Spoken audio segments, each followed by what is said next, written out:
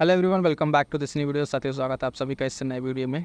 जैसा कि आप जान रहे हैं कि ये सामान्य अध्ययन जीएस का जो रैपिड फायर सेशन था हमारा, जिसमें लगभग 25,000 प्लस प्रश्न है। इसमें हम लोगों ने हेल्थ लेक्चर 3 तक कर लिया था और आपको बता दें कि इसमें आज का लेक्चर 4 है।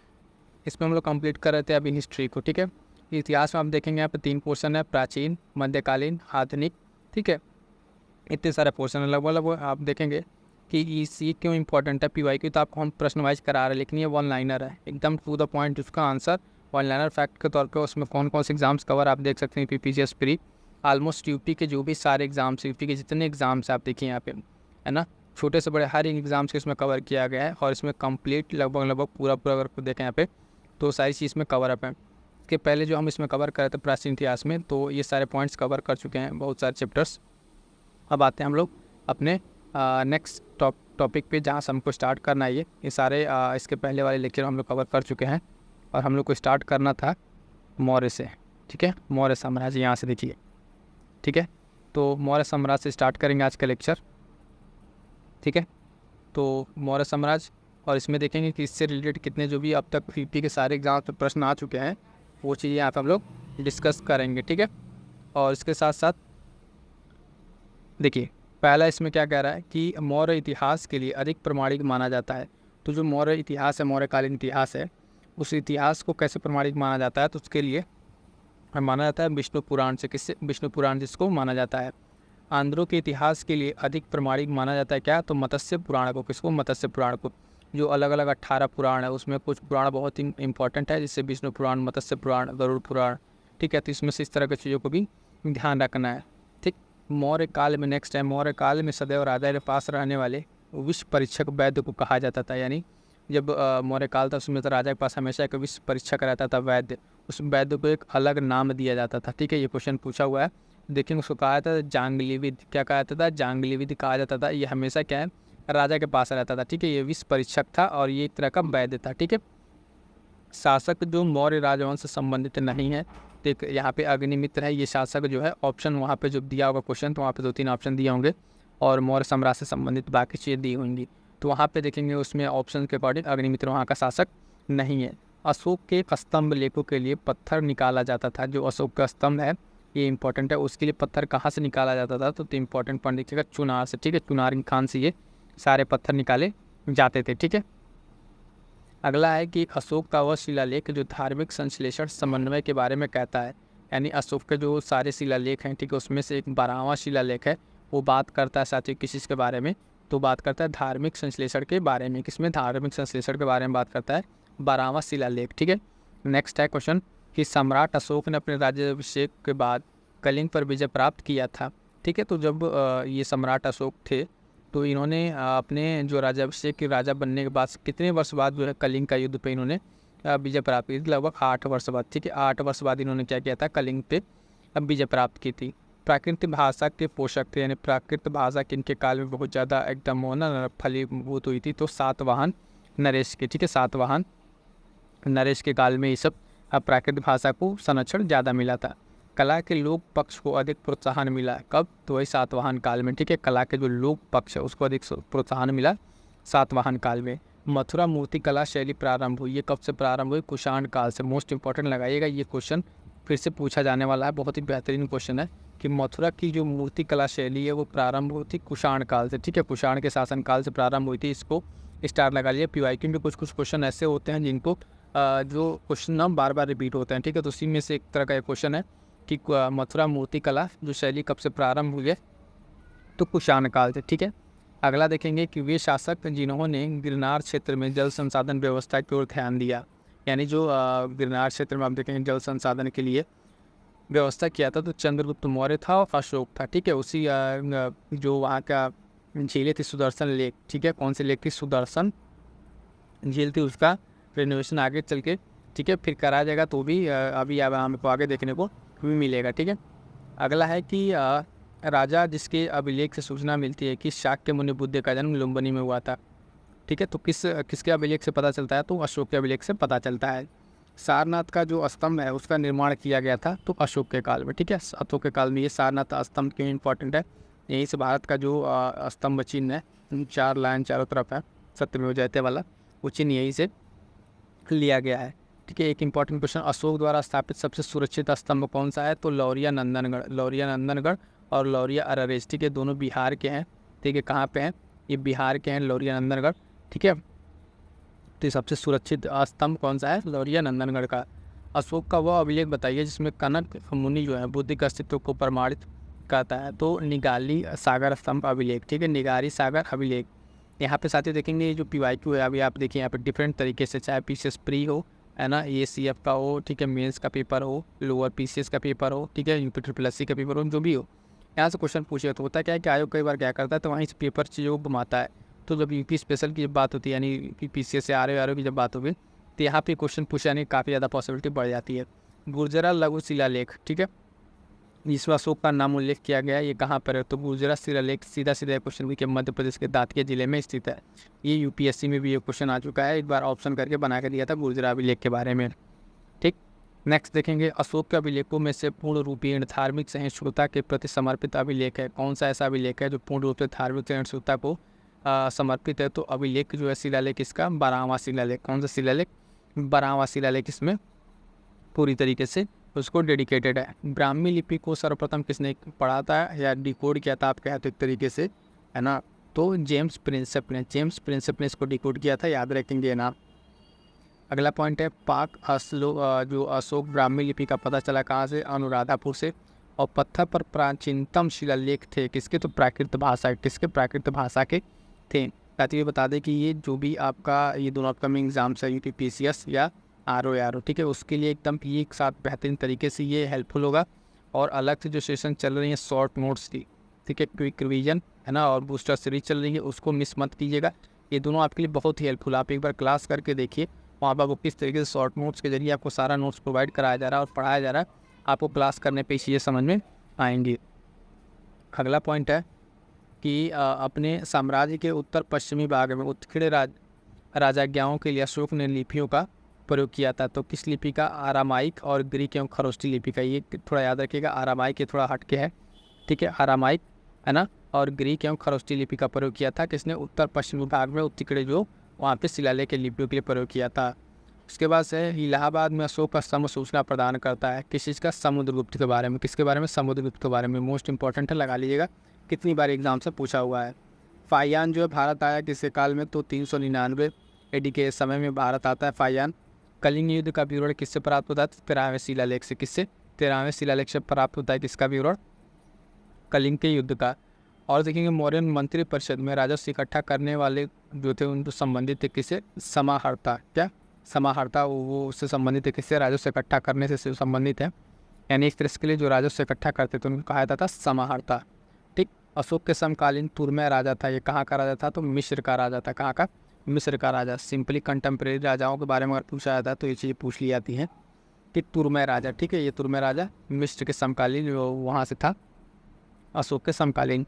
अगला पॉइंट है कि मकदूनिया में अशोक का समकालीन राजा था, तो एंटीगोन गोंटास जो है ये भी अशोक के समकालीन था, लेकिन कहाँ पर था? ये मकदूनिया में था। ठीक है, मकदूनिया में। अगला पॉइंट है क्वेश्चन के रूप में, टॉलेमी फिलाडेल्फस जिसके साथ अशोक ने राजनयन संबंध, ठीक है, उसके थे, वो शासक कहाँ का था? तो देखिए ये भी मिस्र का शासक था। अगला पॉइंट है कि ये इतिहासकार जिसके अनुसार शिलालेखों में अशोक ने जिस धर्म का प्रतिपादन किया वह वस्तुतः राजधर्म था। तो फ्लीट के अनुसार, ये कौन है? फ्लीट एक इतिहासकार हैं, इनके अनुसार अगर देखा जाए तो अशोक ने जिस शिलालेखों में धर्म का पालन किया था वो क्या है? एक राजधर्म था। आधुनिक देवनागरी लिपि प्राचीन रूप है, तो ब्राह्मी। किसका? ब्राह्मी लिपि का। ठीक, किसने सहिष्णुता, उदारता और करुणा के लिए त्रिविध आधार पर राजधर्म की स्थापना की? तो अशोक ने। फिर सांची का स्तूप किसने बनवाया? तो ये भी अशोक के द्वारा ही बनवाया गया था, सांची का स्तूप। ठीक है, बहुत ही इंपॉर्टेंट स्तूपा है ये, खासकर बुद्धिज्म से रिलेटेड। ब्राह्मी लिपि का प्रथम उद्वाचन उत्कीर्ण अक्षरों से किया गया था, तो स्तंभों पर। और बुलंदी बाग प्राचीन स्थान था, कहाँ का? पाटलिपुत्र का। कहाँ का? पाटलिपुत्र का। क्लियर है? नेक्स्ट देखते हैं। नेक्स्ट है कि मौर्य काल में तक्षशिला के प्रसिद्ध शिक्षा केंद्र के द्वार खुले थे किसके लिए? यानी जो मौर्य काल में तक्षशिला था उस किसके लिए ओपन था? ब्राह्मणों के लिए, क्षत्रियों के लिए और वैश्यों के लिए, सिर्फ इतने ही लोगों के लिए ओपन था। ठीक है, मौर्य काल में दंड विधान थे। दंड विधान क्या थे? ये काफ़ी कठोर थे, यानी वहाँ के जो मौर्यकालीन अगर दंड विधान की बात करें तो काफ़ी कठोर थे।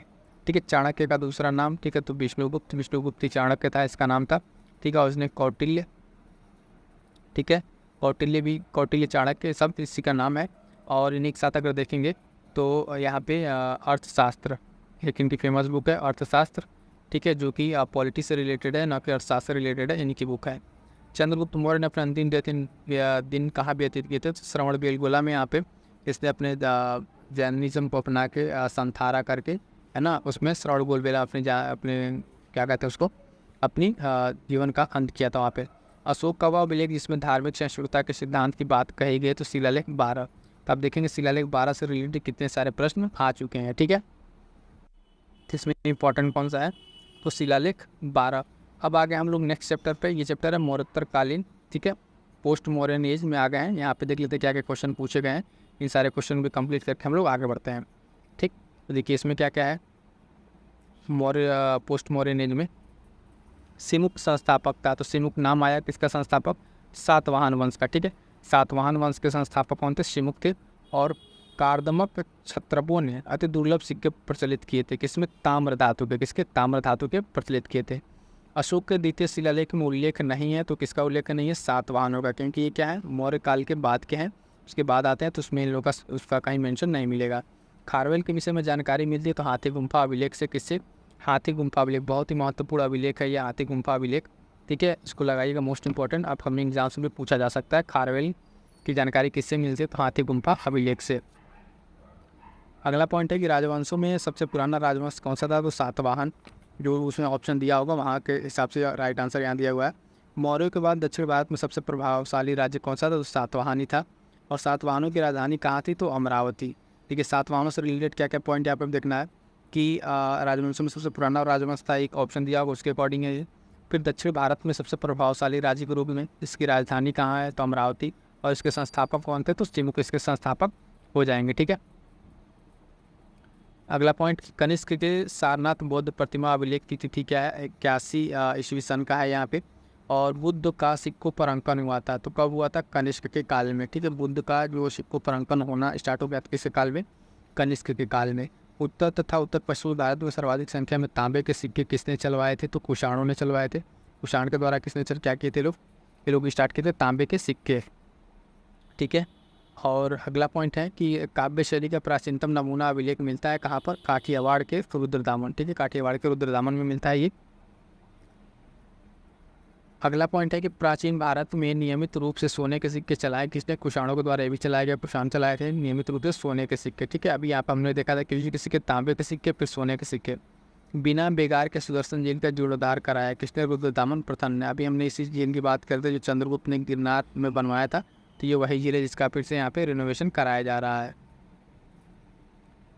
प्राचीन भारत के साहित्य इतिहास में पाणिनि और पतंजलि प्रख्याति जो है ये किनके समय? तो शुंग राजवंश के समय के। किसके समय के? शुंग राजवंश के समय। पाणिनि, ठीक है, और पतंजलि, ये काफ़ी व्याकरण के सबसे एक तो होता है ना मोस्ट फेमस टीचरों में आता है इन लोगों का नाम, ठीक है। पाणिनि और, ठीक है, पतंजलि। पतंजलि का महाभाष्य और इनका देखेंगे पाणिनि का अष्टायाम, ठीक है, अष्टायाम ग्रामर से रिलेटेड बुक है, तो ध्यान रखेंगे। अगला है कि प्राचीन पाणिनि हो गया। विक्रम संवत प्रारंभ हुआ तो 58 ईसा पूर्व से। महाभाष्य के लेखक पतंजलि, सामयिक थे पुष्यमित्र शुंग। अभी हमने आपको बताया ना पतंजलि, इनकी मोस्ट इंपॉर्टेंट ये बुक है। कौन सी है? महाभाष्य। कौन सी है? महाभाष्य, महाभाष्य, इस नाम को याद रखिएगा। और पाणिनि का अष्टायाम, क्या? अष्टायाम, ये दोनों बुक का नाम याद रखिएगा, कई बार पूछा हुआ आगे चल के, फिर अभी हम लोग को देखने को मिलेगा। अगला है पतंजलि हो गया, किसके सामने कंटेम्प्रेरी थे? पुष्यमित्र शुंग के समय के थे। उसके बाद से देखते हैं कि विक्रम एवं संघ संवतों में अंतर वर्षों में कितने? 135 वर्ष का यहाँ पर अंतर देखने को मिलता है। अगला देखते हैं, इस पर सुमेलित करना है और ऑलरेडी यहाँ पे मैच करके दिया हुआ है। डिमेट्रियस जो था वो हिंदी यूनानी था, ठीक है। रुद्रदामन, शक और गोंडोफर्नीज ये पल्लव था शासक था, और भीम जो था ये कुषाण शासक था। तो ये शासकों का नाम इंपॉर्टेंट है, ध्यान रखिएगा।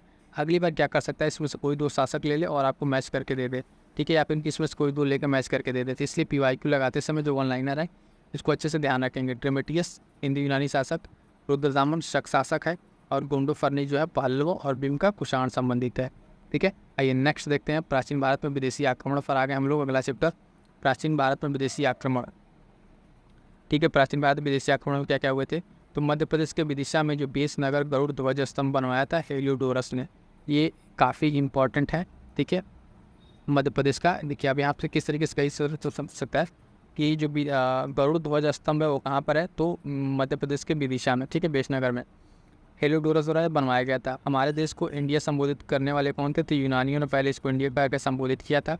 हिंद यवन शासक जिसने सिक्के चलाए थे, किसके सिक्के, तो शीशे के सिक्के, तो स्ट्रैटो सेकंड। कौन, स्ट्रैटो सेकंड का नाम यहाँ पर आता है जिसने शीशा का सिक्का चलवाया, स्ट्रैटो सेकंड।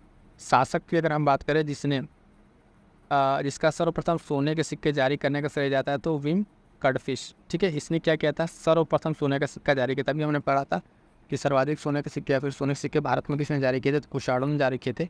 लेकिन सर्वप्रथम अगर सोने के सिक्के की जारी की बात है तो विम कडफिश का नाम यहाँ पे आता है। वीर भारतीय राजा, उसका नाम, उस राजा का नाम बताना जो सिकंदर के साथ झेलम तट पर ये युद्ध करके पराजित हुआ था, तो पुरु। ठीक है, ये पोरस। ठीक है, झेलम तट पर ये पराजित किया गया था। ठीक है, युद्ध भूमि में बड़ी संख्या में सैनिकों के मारे जाने, आहत होने के बाद भारतीय गण अथवा राज्य की स्त्रियों ने सिकंदर के विरुद्ध दरस शस्त्र धारण किया था, तो मशंक। ठीक है, मशक। यहाँ पे क्या हुआ था, यहाँ की स्त्रियों ने सिकंदर के विरुद्ध शस्त्र धारण किया था, तो ये इंपॉर्टेंट है, पूछा हुआ क्वेश्चन। अगला है कि आयुर्वेद के प्रसिद्ध विद्वान चरक जो थे वो दरबार अलंकृत करते थे, कहाँ पे, थे कनिष्क के। चरक जो किससे संबंधित थे, तो कनिष्क से संबंधित थे, और ये आयुर्वेद के प्रसिद्ध विद्वान थे चरक। ठीक है, अगला देखते हैं कि संगम युग। संगम युग के बारे में थोड़ा सा, चोर चेल पांड्या है ना, संगम पीरियड में थोड़ा देख लेते हैं। यहाँ पे चोल वंश का शासक जिसने श्रीपाद शेखर की उपाधि धारण की, राजा राज प्रथम। यहाँ पे वही प्रश्न है जो उत्तर प्रदेश की जो भी सारे एग्जाम्स उसमें पूछे हुए प्रश्न है, वही प्रश्नों के यहाँ पर हम लोग डिस्कस करना है। ठीक है, नेक्स्ट है यहाँ पे चोल वंश के शासक होगा सिकरपाद। संगम ग्रंथ तोल्कापियम आधारित है, तो व्याकरण पर, काफ़ी इंपॉर्टेंट है, साउथ इंडियन का है तोल्कापियम, ये व्याकरण पर आधारित है। तमिल ग्रंथ जिससे लघुवेद की संज्ञा दी गई है, तो पुराल है। और शिल्पाधिकारम, शिल्पाधिकारम के लेखक कौन थे, तो इलंगो। कौन, इलंगो इसके लेखक हैं। और तृतीय संगम कहाँ हुआ था, तो मदुरई में। और बिद्रेश्वर मंदिर जो भगवान शिव का लगभग वर्ष लेख से पुराना मंदिर समर्पित है, कहाँ पर है ये, तंजावुर में। कहाँ पर, तंजावुर में। क्लियर है, तो यहाँ तक तो हमने देख लिया इस सेशन में। ठीक है, अब नेक्स्ट सेक्शन में हम लोग बात करेंगे, आगे के फर्दर चीज़ों को लेकर डिस्कस करेंगे। ठीक है, उसके साथ साथ बताते चाहती हूँ कि यहाँ पे PYQ जो एग्जैक्ट पेपर है उसके सेगमेंट वाइज साइंस का भी स्टार्ट हो चुका है ना। ये इतने सारे सेशन आ चुके हैं प्रीलिम्स के, वो आप जाइए वहाँ पे PYQ में कीजिए। वहाँ पे एक एक क्वेश्चन को लेकर PYQ के सेगमेंट वाइज क्वेश्चन को डिटेल एनालिसिस किया जा रहा है। ये आपके लिए प्रीलिम्स एग्जाम्स के लिए बहुत ही हेल्पफुल है साथियों, इस सेशन को मिस मत कीजिएगा। साथ साथ UPSS प्रीलिम्स की टेस्ट सीरीज में जितने सारे टेस्ट सीरीज की वीडियोज़ आ गई हैं उनको जाकर एकदम देख डालिए, क्योंकि ये टेस्ट सीरीज हमने आपको शुरू में बता दिए हैं कि क्या क्या चीज़ें फॉलो करनी है। कि एक तो आप टेस्ट सीरीज लगाएंगे, PYQ लगाएंगे, ठीक है, और अपना शॉर्ट नोट्स, ठीक है, और घटना चाहिए, इतनी सारी चीज़ों को आप कवरअप कीजिए। और साथ साथ उत्तर प्रदेश स्पेशल को मिस ना कीजिएगा। उत्तर प्रदेश स्पेशल की वीडियोज़ आ गई हैं, ठीक है, बहुत सारे उसमें वीडियोज़ आ चुके हैं, और अगले 4 से 5 दिन में हो सके तो पूरा UP स्पेशल आपका कंप्लीट हो जाएगा।